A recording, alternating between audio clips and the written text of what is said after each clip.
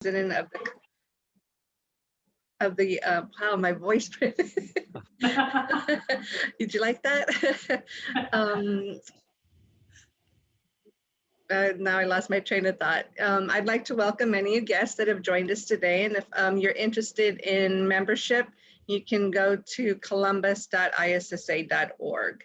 So we have an interesting speaker with us this evening from Interest, Michael Ciarochi, if I said that correctly, hopefully.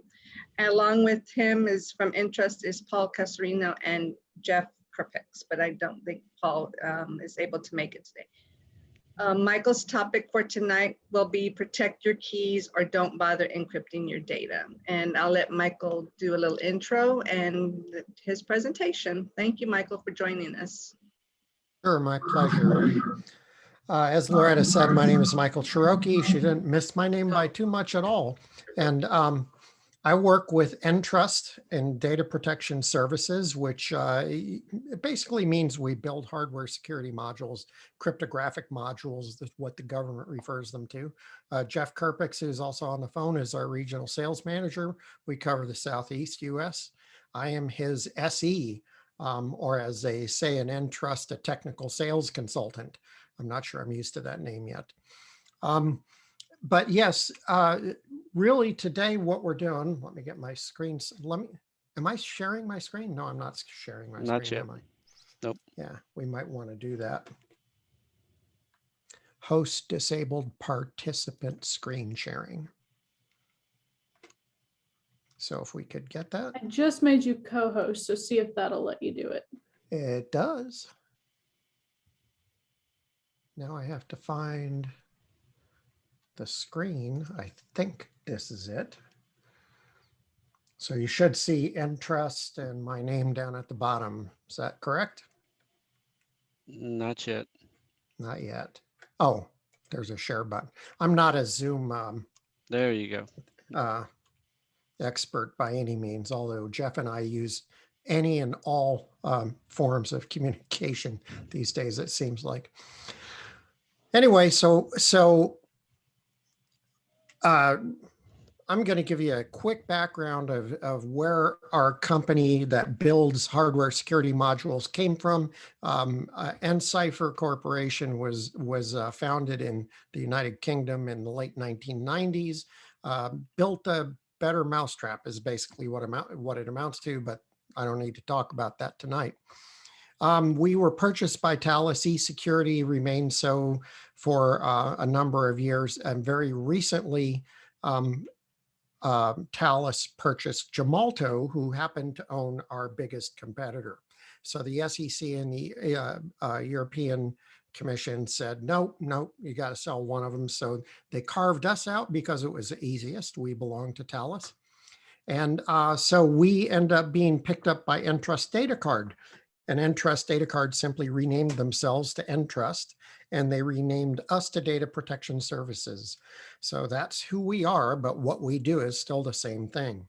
So moving on with the presentation, what we're going to be talking about today, see if I can get this to go, is this is originally titled Crypto 101, or as I call it, Protect Your Key or Don't Bother Encrypting Your Data. This will not be a marketing deck. This is all about cryptography and keys and different things. And I do mention HSMs, but just mention them. This is an oldie but a goodie. It's one of my favorite cartoons, that the part where then a miracle occurs in the middle, which is kind of how we do a whole lot of stuff in information securities. I think it should be more explicit in step 2. So most security professionals, this kind of interesting stuff, but most back in the day when we used to go visit people and they used to put a whole bunch of us in the same room together. I know it's hard to imagine, but we would call on the crowd and say, how many of you can explain to me what the difference between symmetric and asymmetric encryption is? And we use both of those every day. Just about anybody who's on the internet uses both of those types of encryption every day, but nobody could explain it to me. However, most security professionals also trust without question that encryption is protecting their data. Hey, my database is secure, it's encrypted, no problemo, right? And so what they do is say, what we need to do now is beef up our perimeters and make them more secure. And so we have two-factor authentication and all sorts of things that make users' lives less convenient than they used to be, although somewhat more secure. Most executives on the other hand, they want to protect their data, but they're afraid of encryption. They're afraid of the fact that it may impede their business. And some of the smarter ones are afraid that if they lose their encryption keys or something breaks in the encryption process, their data just got shredded, which is correct, by the way. So protecting your keys not only is a matter of security, it's a matter of don't lose all your data. So basically a lack of knowledge is, especially at the executive management side, is what stops most encryption projects. So what we're going to do is talk a bit about the history of encryption. It's been around about 4,000 years, started off by the Egyptians doing a simple substitution cipher. This might also be known, I believe, the Roman cipher or the Caesar cipher, because he used to do it. But 4,000 years ago, the Egyptians were doing it, and this is when symmetric encryption was born. A substitution encryption system uses a very simple key, such as the one below. Basically, you take the alphabet and you move it 3 letters to the right. So A becomes X, B becomes Y, J becomes G, and so on and so forth. Remember, you may remember, if you like the movie A Christmas Story, Christmas wasn't that long ago, and the part where he sends away for the Ovaltine decoder ring and he goes and decrypts the message on the back of the Ovaltine package, and it basically said drink more Ovaltine, which was very disappointing. But that is a simple symmetric encryption substitution cipher.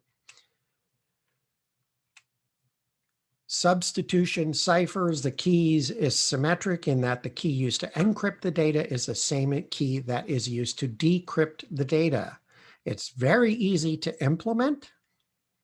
It's very easy to crack because certain letters occur more often than other letters. Some letters or some entire words are very small, and there's a limited number of those.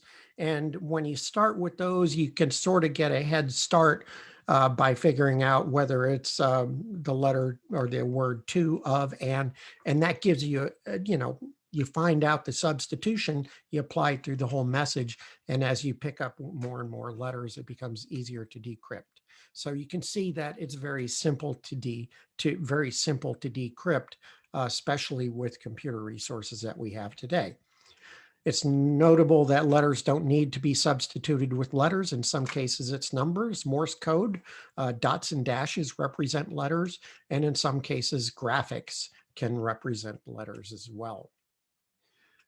Other early encryption methods, the Skytail cipher, this is kind of interesting.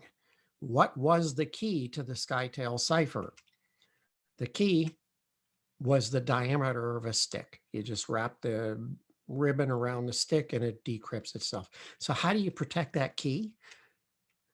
And so you thought that the swagger sticks that all these generals used to carry around were just for show, because they did stop riding horses a long time ago. But yes, those were used to decode Skytail messages. There's always been a need to increase the level of security of encryption. And during World War II, the Germans came up with the famous Enigma machine, series of rotors and disks and dials inside, all that the users of the machine, both the encryptors and the decryptors, needed to know where the rotors were positioned on that particular day. And that would change up the whole encryption routine day by day by day. So that required more complicated code breaking solutions, and Alan Turing invented the bomb, which is arguably the first programmable computer that was able to crack the Enigma code. So what else did we do during World War II? The United States employed the Navajo language and alphabet. That is not a substitution cipher. That's security by obscurity. Nobody knew what the Navajo language was, particularly the Japanese. And what was the key? A live Navajo Indian talking on the radio to another live Navajo Indian. However, given enough time, it too would have been cracked because it was obviously a strange language that existed in the United States, and that's going to narrow things down a little bit. So given enough time, they would have figured it out.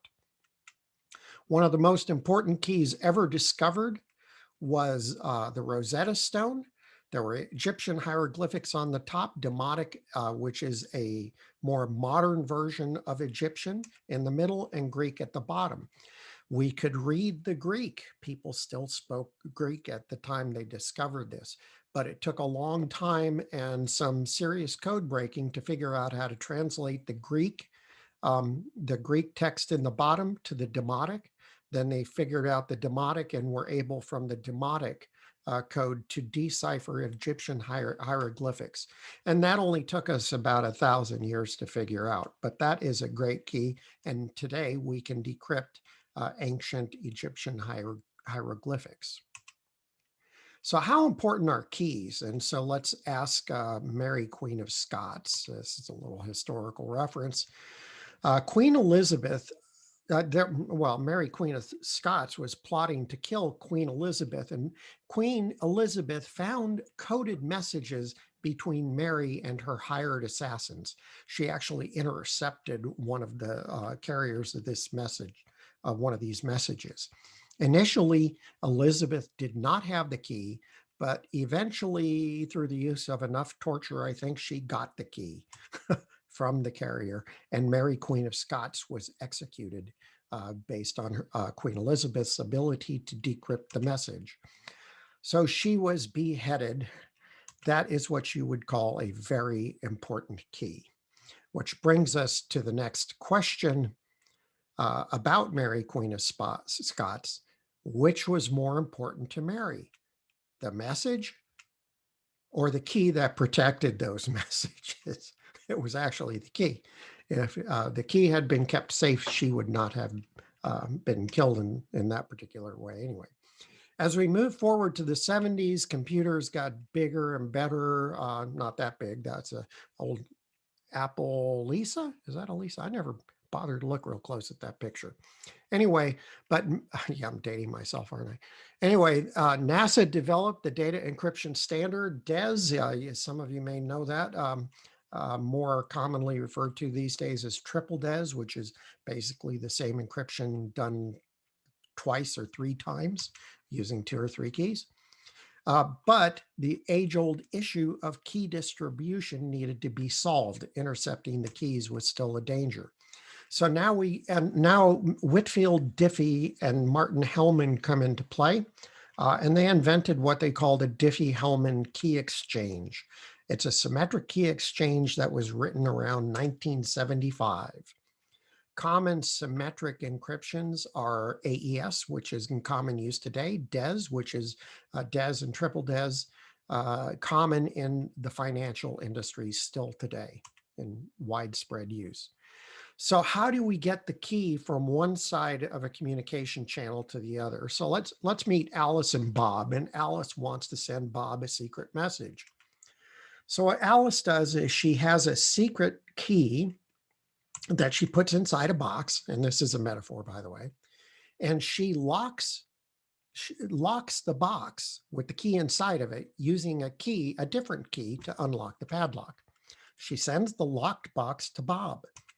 Bob puts his own lock on the box and then sends it back to Mary. Alice. Mary's another person. Never mind. They're trying to keep their relationship secret from Mary, but that's another encryption story.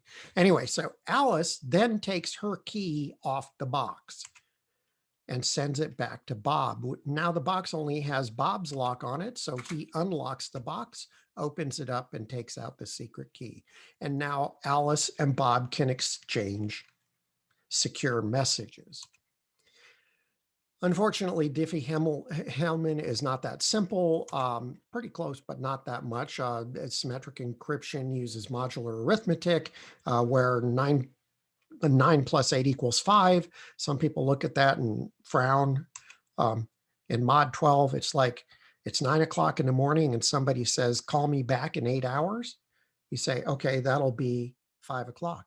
So that's mod 12. Our time system built on a 20 or 12-hour clock is basically modular arithmetic. Symmetric encryption also uses random seed numbers. And the stronger the random number, the stronger the encryption. And I'll get to that in a little bit later, but random numbers are not as easy as you would think. Just remember that no matter how complicated the process is, no matter how big the random numbers is, or the primes or the mods that you use, it's the protection of the resulting key that's the most important. So then let's talk about asymmetric encryption. It has one major weakness, which is, the sender and the receiver both need to know the same key. And if they don't know each other, that's a very difficult process. It's one thing if Alice knows who Bob is, she sends him the locked box. But if she doesn't know who Bob is, that becomes problematic. It also didn't, so what Whitfield Diffie of Diffie-Hellman fame postulated is that you could possibly mathematically create a public key and a private key. And he explained how that would work. And then 3 mathematicians got together. Their names were Rivest, Shamir, and Edelman. The acronym is RSA. You may have heard of that acronym. And developed the public and private key asymmetric encryption algorithm around 1977. And that is an asymmetric exchange or algorithm that we still use today. We also use a digital signing algorithm and elliptic curve cryptography, commonly in use today in a number of applications. Asymmetric encryption is a one-way cipher. The reason we call it asymmetric is the key that is used to encrypt is not the same key that is used to decrypt. As a matter of fact, the way RSA works is you have a private key that you keep to yourself and a public key you tell to everybody. You can encrypt with the private key, the public key can decrypt it, and you can encrypt something with the public key and it can only be encrypted with the private key. Hence the asymmetry in asymmetric. So it allows you to work with people you don't know, somebody that you don't have a formal relationship with. Downside is it requires a larger key size than symmetric encryption in order to get the same level of security. So for example, a 128-bit AES symmetric key requires a 3072-bit RSA key to generate equivalent security or near equivalent. As a result, asymmetric encryption is slower than symmetric encryption. Number one, the math is harder. Deals with bigger numbers and the key is much, much larger. So it does require more processing power. So what's coming next? As computers get faster, you've heard of quantum encryption and quantum resistance and photon encryption, quark encryption, Dweezil-Dack encryption. Okay, just made that last one up. But you've heard that, the encryption is getting better and better, and now we have to figure out interesting ways of preventing people from cracking that encryption. But in the end, it really doesn't matter, and I'll explain why right now. Don't believe anybody who says they can crack AES 256-bit encryption. Today, it cannot be done through brute force attacks, and quantum encryption is brute force, or quantum cracking is brute force attack. The reason for this, there's 1.15 times 10 to the 77 combinations, which is actually this number right here. And somebody actually bothered to look that up, and I don't have any idea how to pronounce that. It's even worse than my last name. Quatuorvirgintillion or something like that, 115 of those. So right now, with current state of computation, millions of years in a multi-threaded application in order to crack a simple AES 256-bit key. And these days you can do AES 512. That's the next thing coming down the pike. So Hollywood doesn't do us any favors there. I don't know if you've seen these TV shows. Y'all have probably worked with databases. I love it when somebody types for about 3 seconds and they crack into the Department of Defense, and then they can run a database search across the databases in all 50 states to find matching names of a certain set of criteria. And all I can think of is, man, I've never been able to make my database go that fast, but you know, somehow they can do it. Anyway, the truth about modern encryption is nobody in their right mind would try to crack the encryption or break a key. The only option you really have, and I'm one of those certified ethical hackers too, and stealing the key is the option.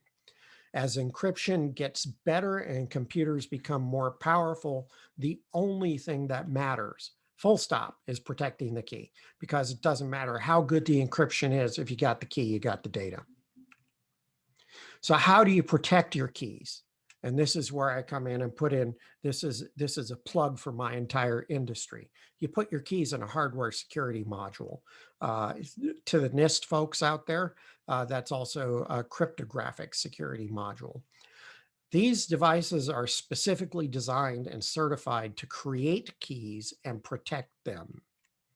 And I'll discuss how in a little bit. Hardened security. This is a picture of like a virtual machine. If you want to look at a physical machine, all you have to do is take out the hypervisor. But basically, when you generate a key or you use an encryption key, the application has the key, probably got it from storage. The key gets loaded in the operating system because that's where the application is running. If the operating system is running in a hypervisor, the key's there. All of this is running in memory. It all gets executed in the CPU. And then if you're backing up your system, which everybody hopefully is doing, it's also being copied to a number of copies of your backups. So this single key gets splattered all over the place. With an HSM, you have this hardened appliance that is off to the side somewhere. So you'll notice that in the application operating system, hypervisor, all that stuff, there's no key there. There just isn't any key. The key's in the hardened hardware security module. And as a consequence, you know, any hacker that gets into your system or gets into your application has no keys to work with. So why use this? This is probably one of the most important things I'll say tonight. The average time between hacker penetration and detection is 160 days. And I'm going to go a little further with that and say that's the ones we know about. I absolutely guarantee you there's breaches that have occurred that have gone on a lot longer than 160 days that nobody knows about. Software, and again, you got to get into the hacker community, but software cannot generate a true random number. There's a finite universe of random numbers that come out of any of your operating systems. And if you can guess the operating system that generated the random number, you've got a big leg up on cracking that key. HSMs, on the other hand, use a hardware number generator to generate random numbers, and these are considered true random numbers, true random number generators. Random numbers are not all equal, and a lot of customers actually use our HSMs just to generate random numbers. Most importantly, keys stored in software are not hard to find. So I'm going to take this little data track right here and blow it up a little bit so we can see it. And to find the data, all you have to do is look for random stuff, because by definition, keys are random. And then if you've ever looked at keys, if you've ever bothered to export a key and looked at the key block, you'll notice that once you find this random data, right at the front of it, it'll say, begin RSA private key, end private RSA private key at the end of it. So it's not only easy to find, it's conveniently conveniently labeled for you in almost every case. Furthermore, the reason it's not only easy to find on a data trace, it's easy to find because the hackers know where these keys are kept, right? And so, you use a random either or a pseudo random number generator, the data is going to be random from that level or from the search level. So if you look at these labels, there's a lot of government agencies in here and universities and software companies, retail stores, Equifax, right? Common thing, all of them were involved in a data breach and the hackers bypassed their perimeter security measures, every single one of them. And I could throw SolarWinds on this one also, although that was an extremely sophisticated attack. Bypassing the perimeter was definitely part of that hack. According to research, companies still spend almost 90% of their security budget on perimeter security, firewalls, load balancers, gateways, all sorts of stuff, IPS, everything, you name it. You all know, you're in the business. Why do we do that? We do it because it's in our DNA. For 5,000 years, we've been building walls. Our assets have been physical.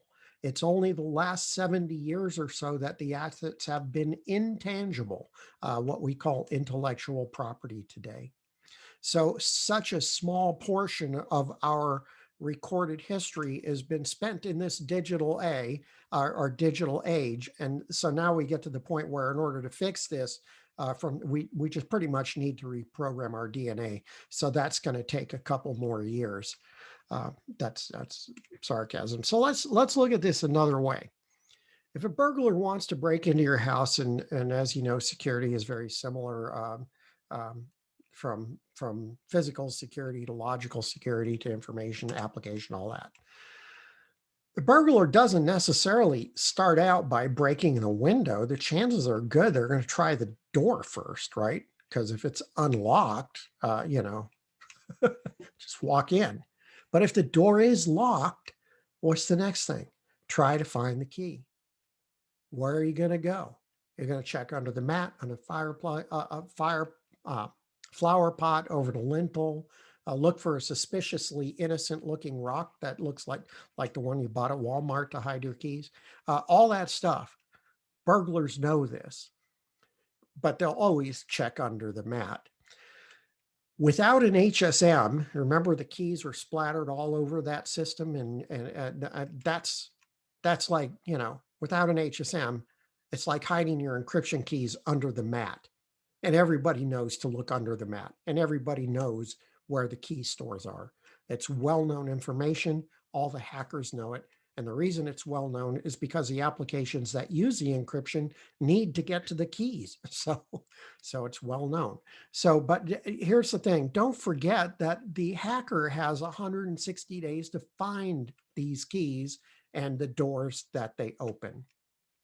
So when you find the keys under the mat, access to the data is rather easy. It's worth noting that a hacker is not one person for 8 hours. Consider what a group of hackers can do. And there's a series of numbers out here. And it's worth noting, I like to throw in here that the hacking, black hat hacking as an industry, and it is an industry, make no doubt about it.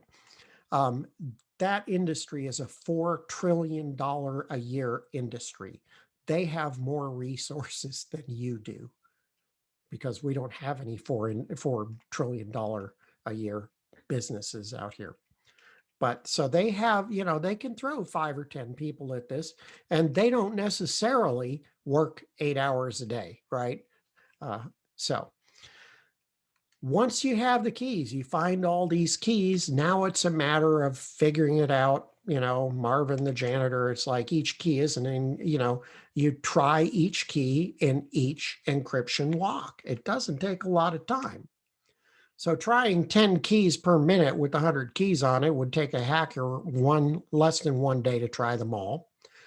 trying a random AES key every millisecond would take 31.5 billion years. So it's a lot easier to use the keys you can find on the system than just trying to brute force an AES key. For Marvin's key ring, trying 1 key per millisecond would take less than 10 seconds. So now I'm hoping you can see that it's easy to find the keys, and then trying the keys on all the different places that you might use the key is actually not that difficult. So in the real world, Barry the burglar walks out the door with the crown jewels with your corporate data. So what solutions use encryption technologies? There we go. Database files, digital signatures, the Internet of Things, blockchain, digital payments, SSL, TLS, PKI, all of these use 1 or more keys. And if you look at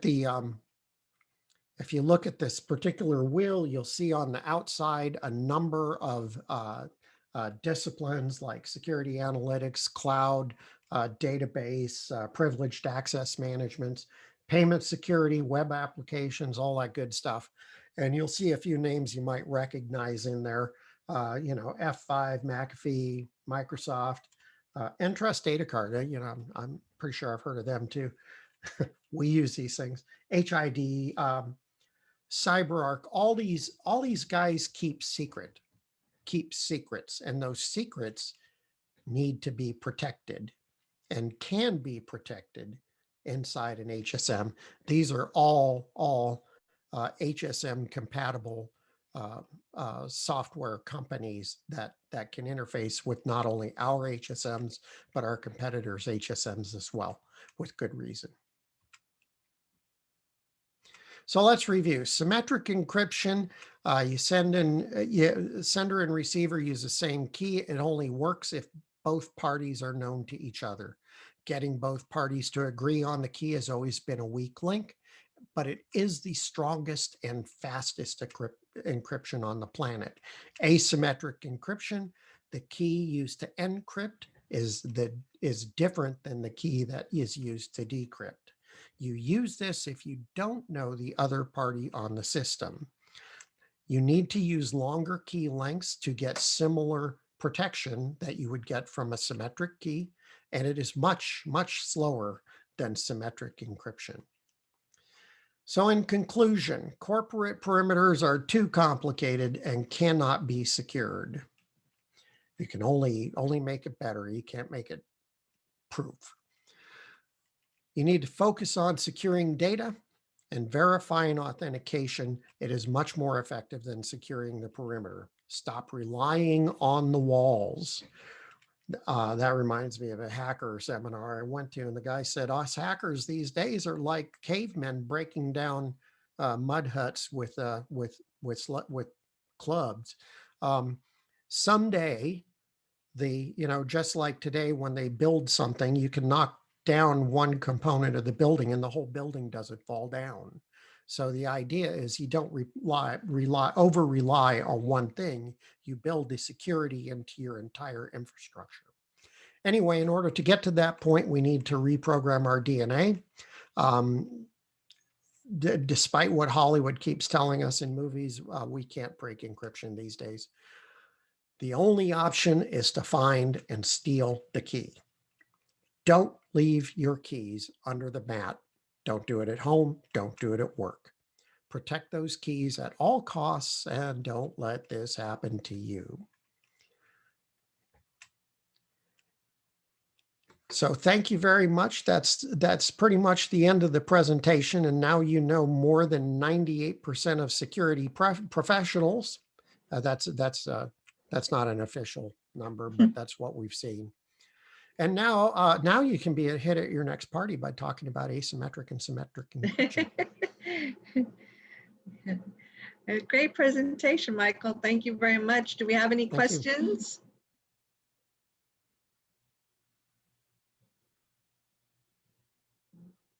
I thought that was great. I'm currently studying for the CISSP, and that you've just taught me quite a few lessons. Everything I'm like, I've heard of that.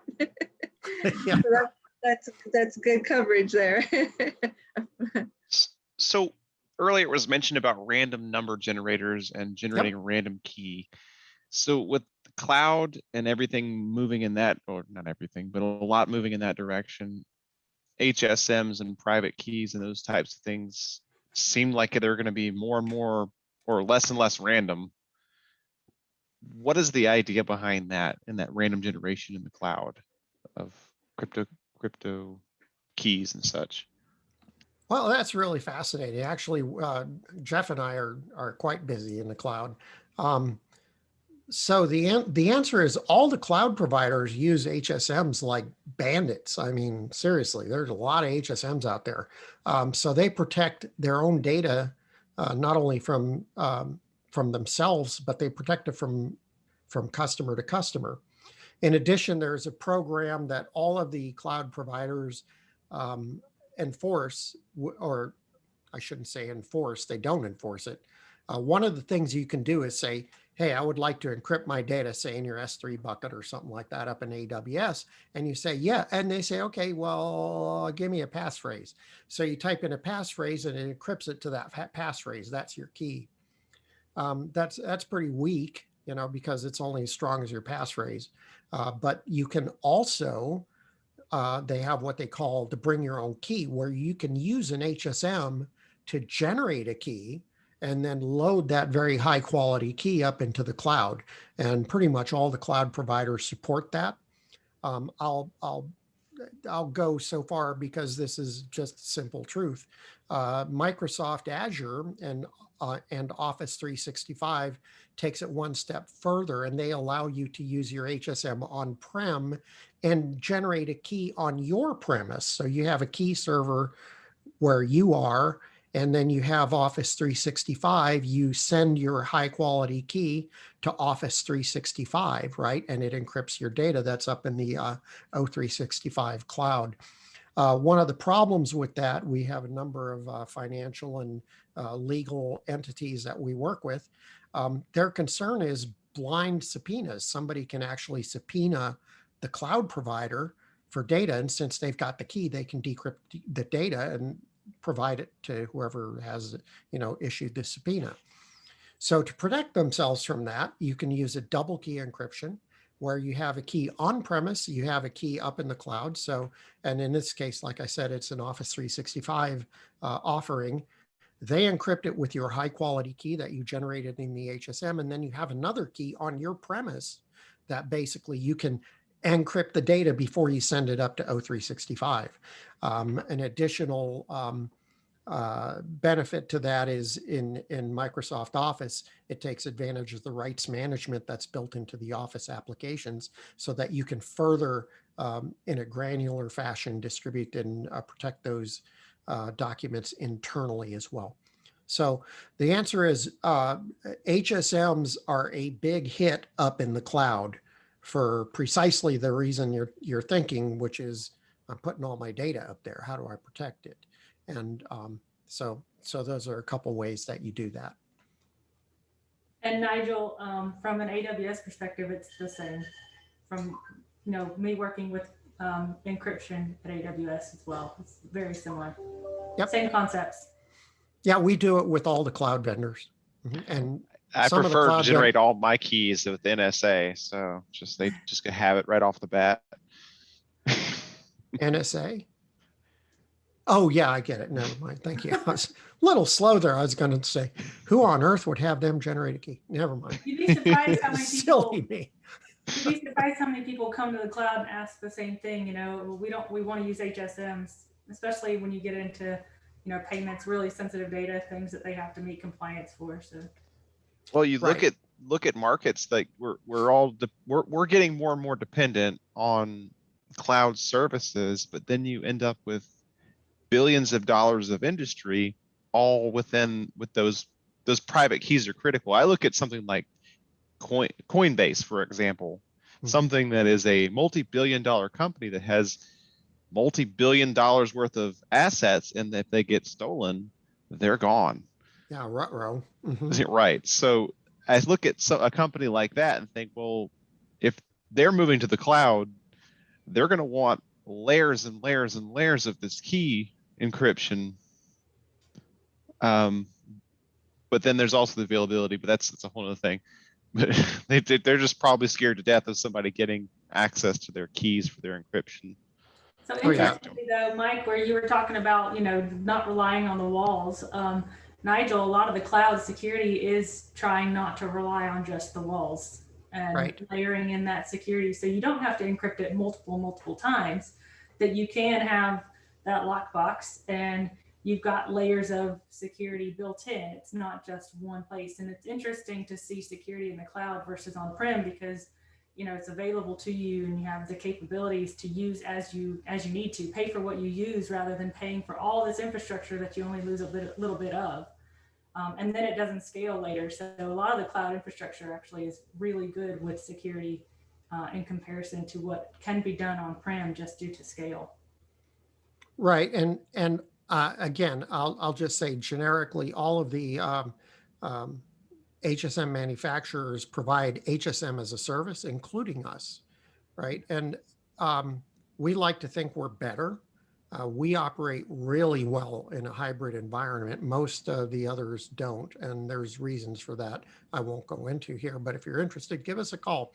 But so HSM as a service is actually a cloud-based HSM so that you can actually have an HSM on-premise, an HSM in your cloud, in the HSM cloud, and then reach that from Azure, GCP, or AWS as you see fit. So you can actually now deploy into the cloud and have cloud-based HSMs, which are literal pieces of hardware that are backing up your keys, and then you remain in control of those keys.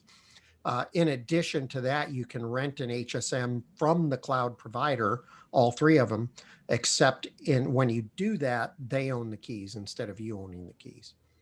So that's the difference between getting an HSM from, say, AWS, or just getting an HSM from one of the HSM manufacturers as a cloud service. Is that we let you own the keys, they don't. And many HSMs integrate, or cloud providers integrate with HSMs on-prem. So if Right. you want to keep your HSM on-prem, the workloads can still be done. Just calling back to the HSM on-prem. Quite true. But yeah, so the cloud is, if anything, increasing general awareness of the need to encrypt and a need to protect the key. So we're friends of the cloud.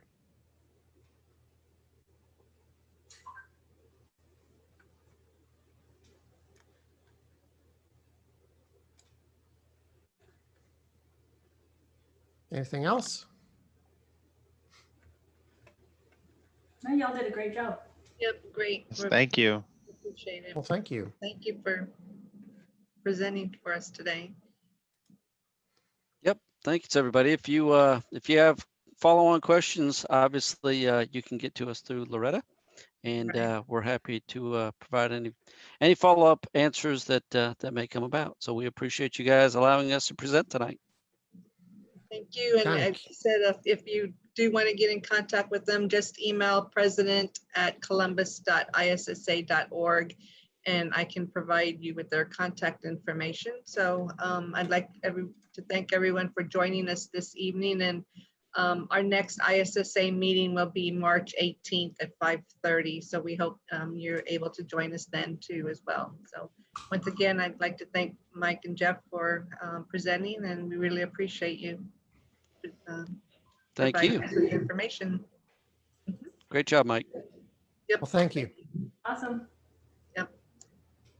Y'all Thanks, have a- guys. Everybody have a good night and stay warm All right. Thank and you. dry. You as well. Bye. Thanks. Bye-bye. Bye. Bye.